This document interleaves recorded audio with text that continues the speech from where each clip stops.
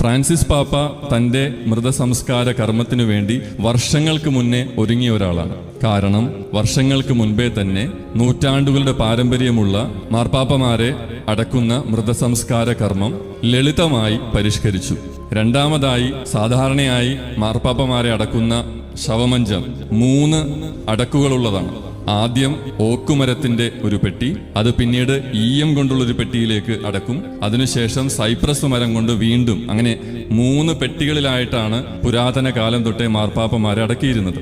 വർഷങ്ങൾക്ക് മുമ്പേ തന്നെ പാപ്പ എഴുതി വെച്ചു, എന്നെ അടക്കുന്നത് എൻ്റെ ജീവിതം പോലെ ലളിതമായ ഒരു ശവപ്പെട്ടിയിലായിരിക്കണം. എല്ലാ മാർപ്പാപ്പമാരെയും നിങ്ങളിപ്പോൾ റോമിൽ ചെന്നാൽ കാണാം, സെയിന്റ് പീറ്റേഴ്സ് ബസിലിക്കയുടെ താഴെയുള്ള ഒരു പ്രത്യേകമായി ഒരുക്കിയിട്ടുള്ള ഇടത്താണ് എല്ലാ മാർപ്പാപ്പമാരെയും അടക്കിയിട്ടുള്ളത്. പക്ഷെ ഫ്രാൻസിസ് പാപ്പയെ അടക്കിയിരിക്കുന്നത് മേരി മേജർ ബസിലിക്കയിലെ വളരെ ലളിതമായിട്ട് ഒരു കല്ലറയിൽ ഫ്രാൻസിസ് എന്ന് മാത്രം പേരെഴുതിക്കൊണ്ട് ഒറ്റ ഒരു ചെറിയ